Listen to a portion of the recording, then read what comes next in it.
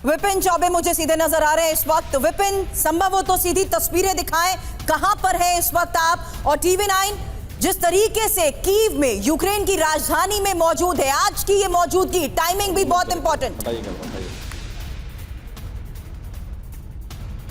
बहुत ज्यादा महत्वपूर्ण और सुरभि 2 साल बाद लगभग एक बार फिर से मैं यूक्रेन के उस युद्ध के मैदान में खड़ा हूं जहां मैंने इस युद्ध की विभीषिका को देखा था, एक एक तस्वीर आप तक पहुंचाई थी। लेकिन 2 साल बाद अब जब मैं यूक्रेन की राजधानी कीव से सटे गोस्टोमेल आया हूं तो मुझे वैसी ही तस्वीर नजर आ रही है। रुक रुक कर इसी तरह से एयर रेड अलर्ट सायरन चारों तरफ बज रहे हैं और इस तरह के हमले के बाद कैसे इस बड़ी बड़ी बिल्डिंगों को धराशायी किया जा रहा है वो मैं आपको दिखाने की कोशिश कर रहा हूं। गोस्टोमेल का इलाका है, आप जहां जाएंगे इसी तरह के हमले, और कुछ दिन पहले रशिया की तरफ से हमला किया गया था और उस हमले में यह बहुत बड़ा वेयर हाउस किस तरह से उसको नुकसान पहुंचा है, उस हमले की तस्दीक करता हुआ, गवाही देता हुआ यह वेयर हाउस आपको नजर आएगा। 2 साल में तस्वीर कुछ भी नहीं बदली, सिर्फ इतना हुआ है कि यूक्रेन कल तक जो डिफेंसिव खेल रहा था अब ऑफेंसिव हो गया। अब यूक्रेन भी रशिया के अंदर घुसकर लड़ाई लड़ रहा है और उसके 4 प्रांतों में बड़े हमले कर दिए गए हैं। क्रुक्स जैसे इलाके में लड़ाई चल रही है, लेकिन इसके विपरीत अगर रूस की बात आप करेंगे तो रूस जो हमले कर रहा है उसमें ये बड़ी बड़ी बिल्डिंग्स उसमें धराशायी हो रही है, लोगों को भारी परेशानियों का सामना करना पड़ रहा है। स्कूल हो, कॉलेज हो, अस्पताल हो, ऐसे आरोप लग रहे हैं यूक्रेन के द्वारा कि रशिया उनको भी नहीं छोड़ रहा है। अंदर कैसे हालात है सुरभि वो आपको दिखाने की मैं कोशिश करता हूं। पहले बिल्डिंग के बाहर की तस्वीर देखिए, कितनी बड़ी बिल्डिंग, और जब मिसाइल से हमला किया गया कैसे जलकर पूरा इलाका राख हो गया और चारों तरफ पसरा ये मलबा, और इस तरफ देखिए जो राख है वो भी अभी यहां पर पड़ी हुई है, जो ये बताता है कि बहुत पुराना हमला नहीं है। 2 साल बाद भी तस्वीर का मुवेश वैसी ही है। अब मैं आपको अंदर लिए चलता हूं और अंदर ले जाके दिखाता हूं कि इस हमले के बाद इस वेयर हाउस के अंदर कैसा माहौल है। हालांकि इस पूरे इलाके को खाली जरूर करा लिया गया, आसपास कोई आपको नहीं मिलेगा, लेकिन ये हमले बता रहे हैं कि ये हालात अभी भी खराब यहां पर बने हुए हैं। और अब अंदर की तस्वीर देखिए, ये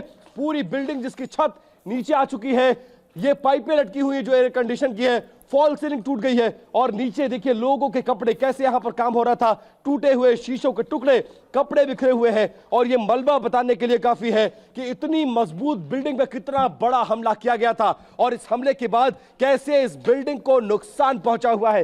कीव का इलाका हो, गोस्टोमेल का इलाका हो, आसपास के जितने इलाके हो, हर जगह जैसे ही आज सुबह हम पहुंचे हैं तकरीबन 7 बजे लोकल टाइम के मुताबिक और भारतीय समय के मुताबिक सुबह 9:30 बजे, उसी समय air red alert siren Kyiv में बज रहे हैं, जो ये बताता है कि राजधानी कीव भी सुरक्षित नहीं है। आप तस्वीरें आप देखिए, अंदर जैसे जैसे चलते जाएंगे आप वैसे वैसे खतरा आपको बढ़ता हुआ नजर आएगा और इस पूरे इलाके को सील रखा गया है, किसी को आने जाने की इजाजत नहीं है। लेकिन हम चूंकि यूक्रेन और कीव की तस्वीरें, इस युद्ध की विभीषिका की तस्वीरें आपको दिखाने के लिए यहां तक पहुंचे हैं, लिहाजा एक एक तस्वीर आपको दिखा रहे हैं और यह बताने की कोशिश कर रहे हैं कि किस तरह से इतनी बड़ी बड़ी इमारतों को हमले में नुकसान पहुंचाया जा रहा है। चारों तरफ आप नजारा देख सकते हैं, मलबा देख सकते हैं, बिखरी हुई शीशे के टुकड़े देख सकते हैं और इसमें कैसे नुकसान पहुंचा है। जब यह हमला हुआ इस जगह के बारे में बताया जा रहा था, लगभग 100 कर्मचारी यहां पर काम कर रहे थे और उनके कपड़े और जूते यहां पर आपको बिखरे नजर आएंगे।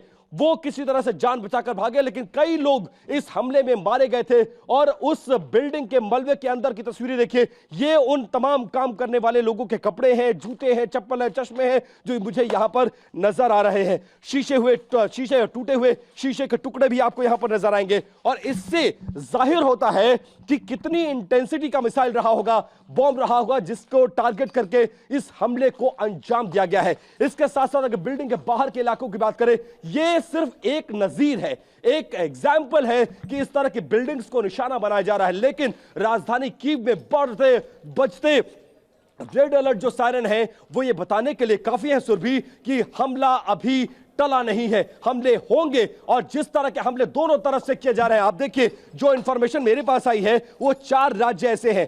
पहले तो इन 4 राज्यों में चाहे डोनेट्स्क का इलाका हो, खेरसन का इलाका हो, खार्किव का इलाका हो, इन तमाम इलाकों में रशिया घुसकर हमले कर रहा था, लड़ाई लड़ रहा था। लेकिन अब जो इंफॉर्मेशन मेरे पास है उसके मुताबिक बेलगोरोद, ओरियोल, ब्रियांस्क, वोरोनेस और इसके अलावा जो क्रुक्स के इलाके हैं वहां पर हमले को अंजाम दिया जा रहा है और बहुत एग्रेसिव मोड में ये एग्रेशन मुझे 2022 में नजर नहीं आता था, वो एग्रेशन अब 2024 में मुझे नजर आ रहा है। और उसी एग्रेशन का नतीजा है कि हर हमले को रूस को जवाब भी देना है। इसीलिए रूस इतनी बड़ी बड़ी बिल्डिंग्स को निशाना बना रहा है, स्कूल्स को निशाना बना रहा है, आरोप लग रहे हैं कि अस्पतालों को भी निशाना बनाया जा रहा है।